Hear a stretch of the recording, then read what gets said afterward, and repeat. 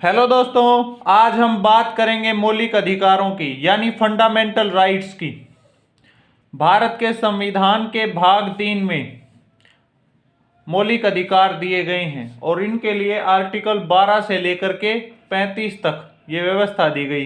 दरअसल मौलिक अधिकार क्या है? मौलिक अधिकार मुख्य रूप से वे अधिकार हैं जिनके बिना व्यक्ति का संपूर्ण विकास संभव नहीं है। एक देश, एक कल्याणकारी राज्य के अंदर ये जरूरी है कि मौलिक अधिकार सभी व्यक्तियों को समान रूप से उपलब्ध हों।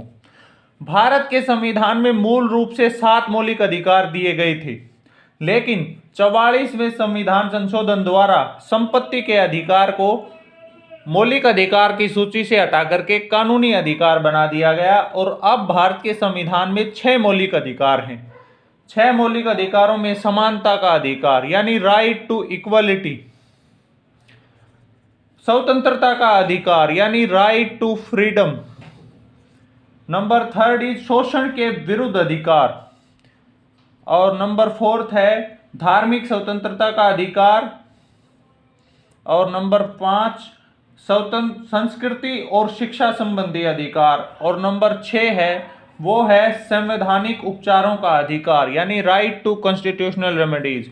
राइट टू इक्वलिटी आर्टिकल 14 से 18 में, राइट टू फ्रीडम आर्टिकल 19 से 22 में, और शोषण के विरुद्ध अधिकार 23 और 24 में, और धार्मिक स्वतंत्रता का अधिकार है 25 से 28 तक, और संस्कृति और शिक्षा का अधिकार है 29 और 30 में, और आर्टिकल 32 में दिया गया है राइट टू कॉन्स्टिट्यूशनल रेमेडीज।